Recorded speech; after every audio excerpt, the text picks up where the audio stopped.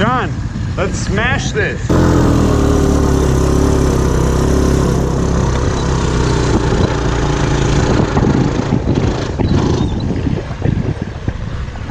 Whoa! Sean! So yeah, we'll touch on that a little bit later. But for now, welcome back to the channel. Just got back from America, had such an amazing time out there. Hope you guys have enjoyed the travel videos. If you haven't seen them, check them out. There's Seattle, LA, San Diego and San Francisco.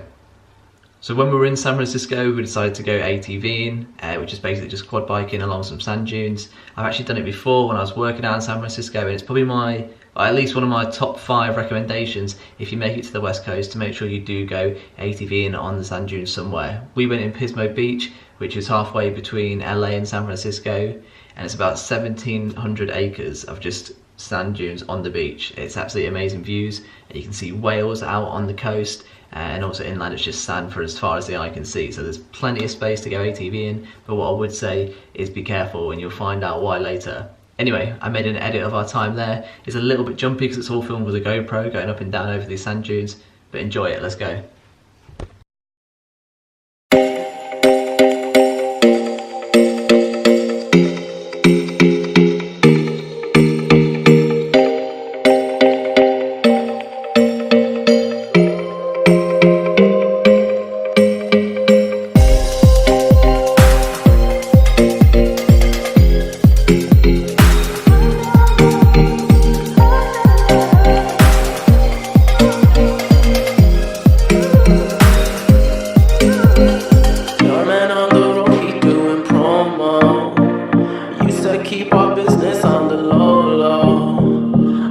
Trying to get you out the friend zone, cause you look even better than the photos. I can't find your house, send me the info. Driving through the gated residential, found out I was coming, sent your friends home. Keep on trying to hide it, but your friends know. I only called you when it's half past, but the only time that I did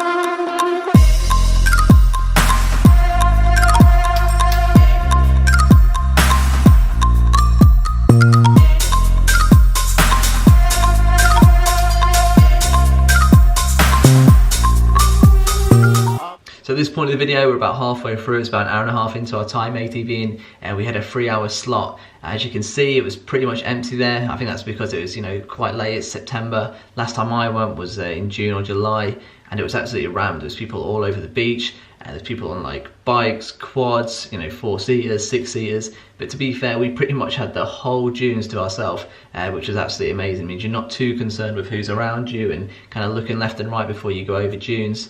And talking to the dunes, we were starting to get more confident by this point as well. We'd started with 3 or 4 feet deep, and we kind of worked our way up to maybe 10, 15, 20 as well. We're going to jump back in after we've refueled, enjoy the rest of the edit.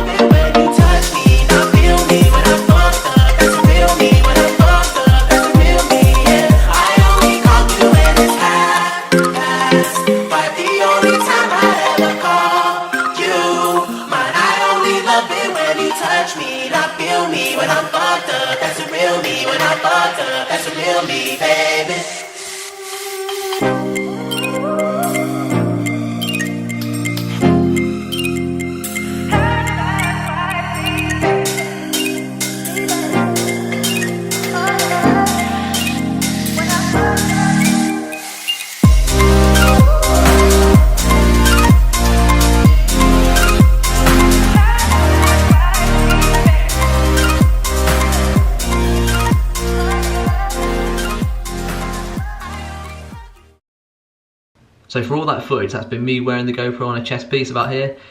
In hindsight, I wish I'd had those little adhesive or like a helmet mount. Would have made it a lot clearer, because a lot of the clips I haven't even been able to use because it's just handlebars. And when you're going down kind of slopes or over some of the dunes, you've got to stand up and lean forward, and what that means is your chest goes forward, so the camera's pointing even further down. So bear in mind, if you do go ATVing with a GoPro, honestly I would get a helmet mount, and you could probably use at least twice the footage that I've been able to. So yeah, we pass over the GoPro to Edgar to get some shots of ourselves, and these are the results.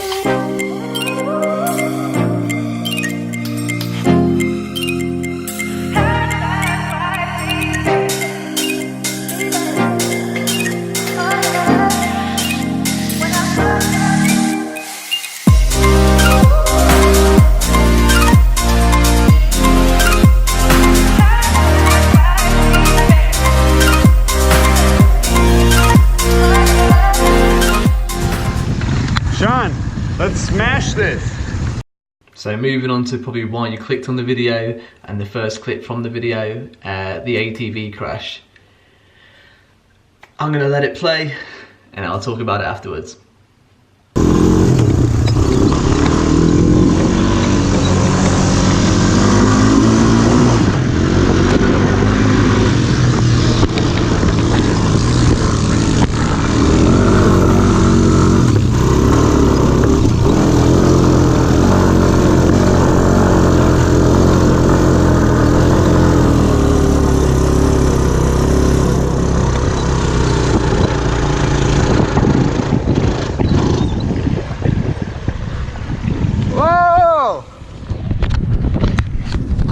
Sean!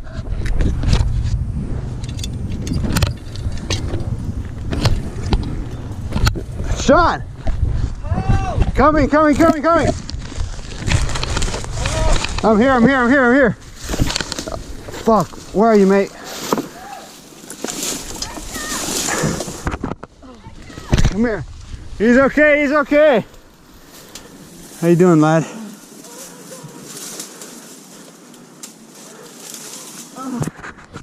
Where am I? You okay?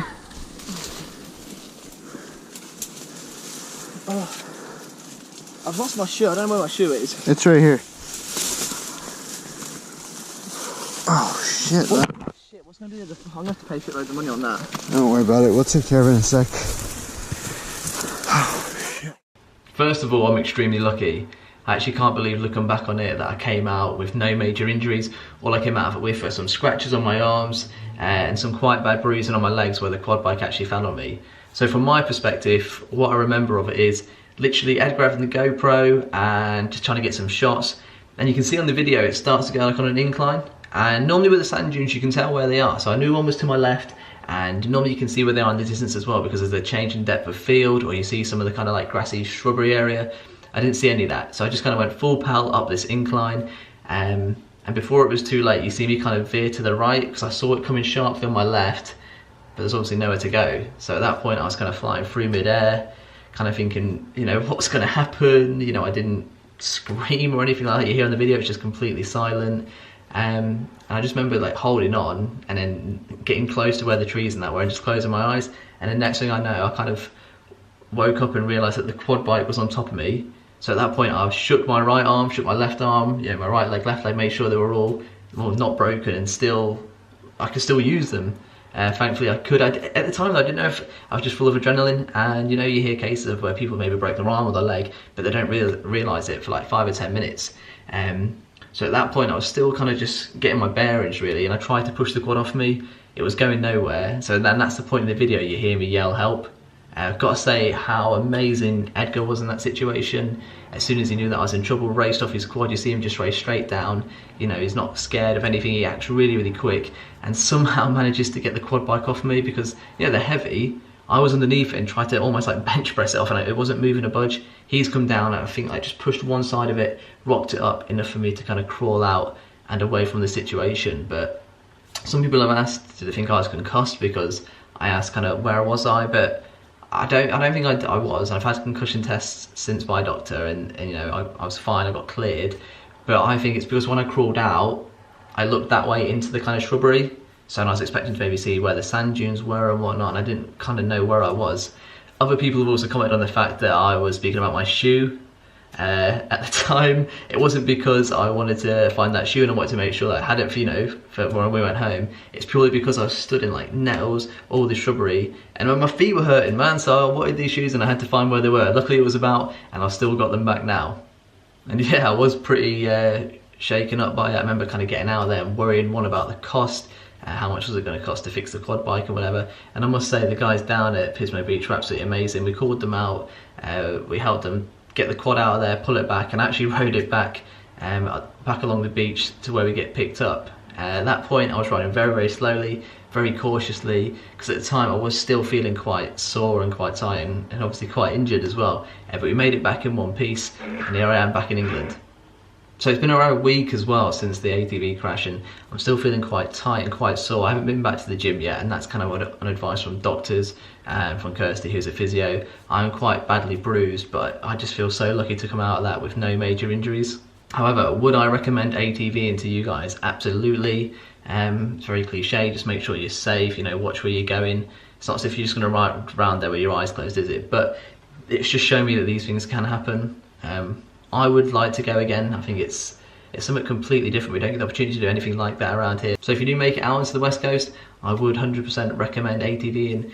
Just be careful, be safe, keep an eye on where you're going. So I hope you enjoyed the video and kind of my experience of ATVing in Pismo Beach. Subscribe if you're new, check out my other travel videos if you haven't seen them already from the rest of our American trip, and we'll see you in the next one.